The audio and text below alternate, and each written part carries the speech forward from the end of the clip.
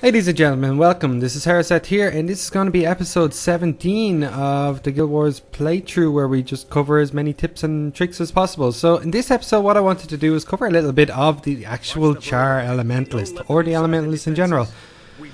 And this is a perfect opportunity, except I really wanted to show the complexity of this class. I think a lot of people are having quite a bit of trouble with the complexity of this class, to the point where they feel that they are underpowered or, you know, having difficulty with it.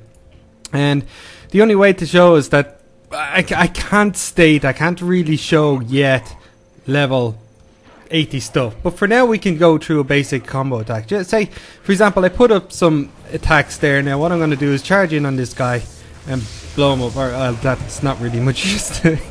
Oh no, there's a big scene. Okay. What we have is the best combination I have found so far for the character is using a scepter and a dagger. This is great for solo leveling, and I'll explain why.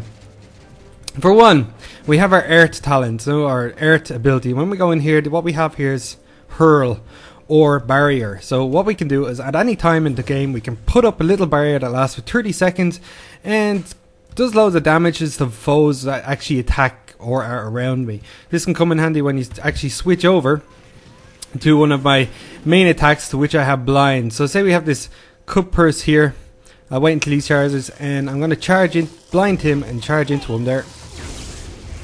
And these are dying so unbelievably fast at the moment. I really need to find some higher level stuff. Maybe we could teleport somewhere a little bit more damaging. How about over here? You know, because it's nice to have targets that do stay alive when you're trying to show something, because it's usually the higher level targets that people have difficulty with, especially when leveling, and they find that the damage is really low. And one of the reasons is because, alright, I was using the staff for ages, especially all through the leveling, and I got a feel for that. And I found the staff is really good when it comes to general play. So here we go. We're going to use these abilities now. I blinded them, done the basic attack. Now my sting is off, so what I'm going to do is switch to my fire. And he's not dead. Excellent. Alright, and now I have some power. Watch this damage. There, he's the... You know, the burst is insane. Just by hitting a combination of attacks between the fire and the flame. And with that I can actually put back up my shield. It's a lot of switching between the talents, but if you get into it, I find this general build is pretty awesome. I also have the ability to teleport. And you know, this lightning attack is great for traveling. There we go. That's actually a bit bugged if you have this up, by the way. So we're going to attack this guy. I'm going to blind him, switch into attack, and I'm going to start attacking at once. There we go. And you know, I don't even take that much damage going around now. There's a bit of a difference when it comes to multiple targets. And you'll find that the ice is kind of useless, but it's good for just a quick pick-me-up in this. You know, this ability, Water Trident, is a great way just to get some quick HP. Now, in regards to talents, probably one of the things you will notice is that you do need to start stacking. Now what I have done is immediately started stacking HP. And so as we're leveling up, you know, if I went into full power, I pretty much become a glass cannon, and I don't survive very well against multiple targets. I need to be able to survive against multiple targets. Plain and simple, I need to be able to take them all out while we're at it. Wrong button there. And you know, the more I do, the better. So what I'm going to do in this run is I'm going to take out my elemental here, and now we're going to use the arcane power for this one. I'm going to see how quick we can actually drop this guy just by charging him, blowing him up, switching, putting arcane power up, and then attacking with major power. Alright, he was down in seconds. Now this can be applied to PvP, I'd say, pretty well, and it's a good way to practice as you're leveling up. I like to be able to switch between them, and then, you know, for the sake of it, I'll go ahead and equip my staff. And you know, the staff brings in some more utility when it comes to AoE, and it's a much better healing cast. So you can, I can put down two abilities that are great for healing. These two. So you have AoE Rain and a little Forced Heal. But that's pretty much it when it comes to that. The more healing power I have, the more useful that's going to be.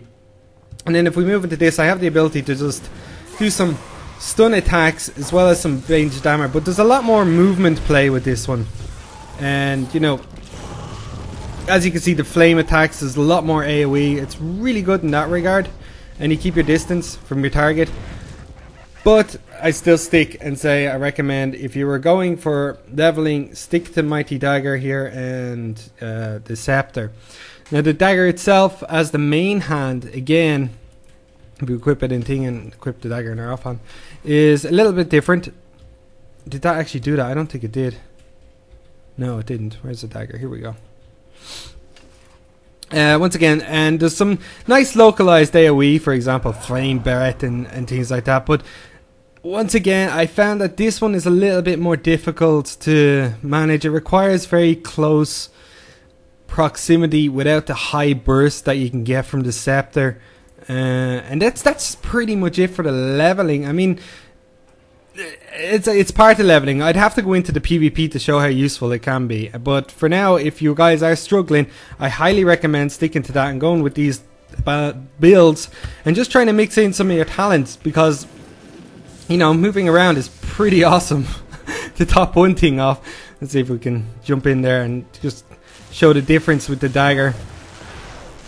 And as you can see, I am switching between. Let's try this for a bit so we have some more attacks, and go to Flame Breath. Good AoE damage, and then a flying kick. But as you can see, the difference in time it took to take him down going through each of the abilities was a bit longer. But you know, alright, I will admit that can have an effect on the fact that there was a difference in 10 damage on my weapon. But you know, I still think that the fire, maybe it's just because I like fire, is much better. But that's it for this episode. I'm going to continue leveling, and I will cover some more advanced tactics as we move in to the PvP and World versus World. Oh, and by the way, just before I do close this episode off, guys, go check out the trailer that they released today for Guild Wars 2. It's absolutely hilarious. I actually got confused and thought it was a trailer for like the Secret World. If any of you ever heard or played that, I have played the Secret World. I actually thought it was a trailer for that, and then they went through walking on fire and then turning the girl into a Norn. Yeah, I could talk about that and go through it in hilarity, but I'll let you decide. Thank you for watching, guys. I'll see you next time.